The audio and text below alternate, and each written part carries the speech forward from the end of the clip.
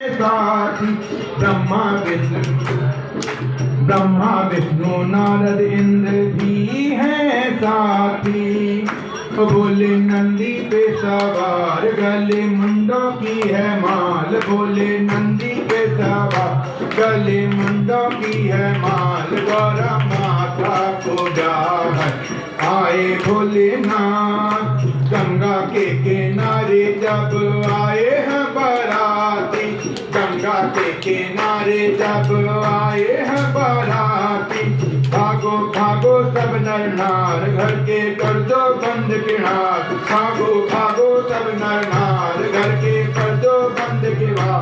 गौरा माता को ग्रहण आए भोलेनाथ। गौरा भागो भागो सब नर नार घर के कर दो बंद किवार। गा रहे किन्नर और नर नार गौरा माता को ग्रहण आए भोलेनाथ। राजा हिमाचल के गार खुशियाँ छाई हैं आपा। गौरा माता को ग्रहण आए भोलेनाथ। गहनों का डिब्बा नारद लाए हैं भवन में। गहनों का डिब्बा नारद लाए भवन में। अब जब गहनों का डिब्बा नारद जी लेकर आए कि भाई चढ़ाया चढ़ता है, तो सभी लोगों के लिए, जो कन्या के लिए वर पक्ष से आभूषण आते हैं, कपड़े आते हैं, तो वो चढ़ाई में पहले रखे जाते कि कौन कौन से जेवर आए हैं, कैसे कैसे आभूषण आए, कपड़े आए।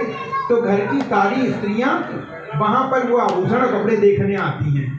तो अब नारद जी जब वहां पर बड़े बड़े संदूक लेकर पहुंचे, तो सभी लोग वहां पर बड़ी अच्छी तरह से सज कर, जो शादी में थी कि भाई चढ़ाया आ रहा है, तो सब लोग सोचने लगी कि यहाँ चढ़ाई में बड़े बड़े हार होंगे, अच्छी अच्छी बनारसी साड़ी होंगी, हीरे के आभूषण होंगे, और सब बड़ी जिज्ञासा से देखने के लिए आंगन में खड़ी हो गई। अब नारद जी डिब्बा खोल भी नहीं पाए, तो घर में जैसे अन्य स्त्रियां होती हैं, वो कहती हैं ना ना तुम डिब्बा ऐसी रख दो, हम खुद खोल के देख लेंगी। उसमें भाई कुछ सामान ऐसा भी होता है जो घर परिवार में देने वालों के लिए होता है कि भाई जो भाभी हैं उनके लिए साड़ी होगी, हार होगा, जो छोटी बहन होगी उसके लिए कुछ कपड़े आभूषण होंगे, भाइयों के लिए, उनकी भाभियों के लिए सारा जोड़ी वगैरह। तो उन्होंने कहा जो चीज़ बहू के लिए वो बता दो, बाकी का जितना हम लोग के लिए वो बता दो। नारद जी ने कहा जो कुछ है सब यही है, जितना जिसे पसंद आए वो ले लेना, और जो बचे तो वो गौर दे देना, और बाकी के उनके पास तो फिर बहुत कुछ है, वो घर पे फिर दोबारा ले लेंगे। तो सबने कहा जब पसंद ही करने के ऊपर है तो ठीक है, बाकी का सब सामान हम लिए ले रहे। सबने जल्दी जल्दी में संदूक ले लिया, ना नारद जी को खोलने दिया और न कुछ, और ले जाकर आंगन में रख के और गोला बनाकर खोल दिया। सबने सोचा कि जब गहनों का डिब्बा नारद लाए भवन में। गहनों का डिब्बा नारद लाए भवन में। उसमें होगा कंचन हार, बेंदी होगी लच्छेदार। उसमें होगा कंचन हार, बेंदी होगी लच्छेदार। गौरा माता को ग्रहण आए भोलेनाथ। राजा हिमाचल के गार खुशियाँ छाई हैं आपा। गौरा माता को ग्रहण आए भोलेनाथ। सबने देखा उन्हें तरह तरह के हार होंगे, कंगन होंगे, और कमर पेटी होगी, बेंदी होगी। तो कुछ चीजें ऐसी होती हैं कि जो सबको विशेष प्रिय होती हैं, कि चूड़ी कड़ा तो चाहे जैसे पहन लो, उन्हें जहाँ साड़ी का पल्लू लंबा किया तो सब ढक गया, मगर हार सबके सामने दिखाई। उन्होंने कितना बड़ा हार पहने हैं, उनने ये 9 लखा है, ये 16 लखा है, और सबसे ज़्यादा महत्वपूर्ण जो होती है वो माथे पर सजने वाली बेंदी। तो उन्होंने बेंदी और हार जितने अच्छे अच्छे हों पहले वो छांट लो।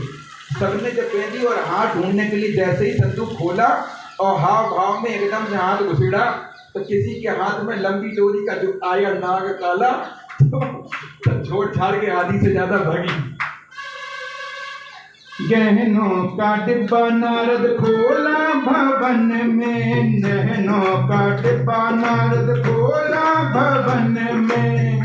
मर गई दैया मैया हाय, मर गई दैया मैया हाय, बामें बड़े भुजंगी नाग, बामें बड़े भुजंगी नाग, बिच्छू लिपटे 10,000, गौरा माता को प्यार। आए भोलेनाथ राजा हिमंतल के द्वार, खुशियाँ छाई हैं अपार, गौरा माता को प्यार। आए भोलेनाथ। अब सबने विवाह का काम जैसा, जो किसी के हाथ में सांप आया, किसी के बिच्छू लगे, सब छोड़ के वहां से चिल्लाकर भाग निकली। अब ये तो थे भगवान शंकर के आभूषण, जो भगवान शंकर ने अपने विवाह के लिए जब गए थे, तो जब शंकर जी शादी के लिए गए तो उनके लिए कोई आभूषण तो थे नहीं, सांप बिच्छू उनके पास रहते थे, तो उन्होंने छोटे छोटे बिच्छुओं को कान में लटका लिया और बड़े बड़े सांप को हार के रूप में गले में डाल लिया। माथे पे चंद्रमा था और जटाओं में गंगा जी थी।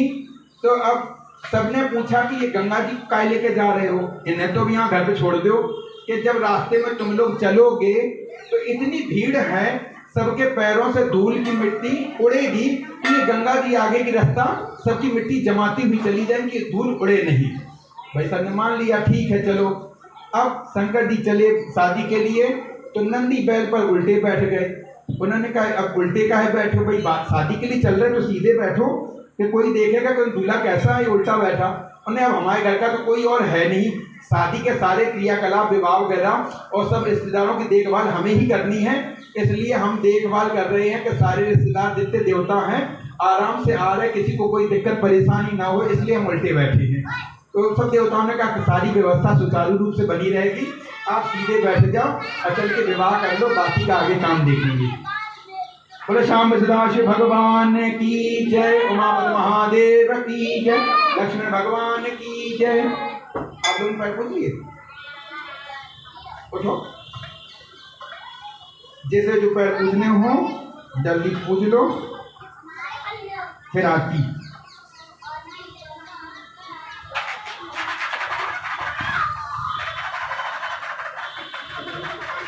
आराम।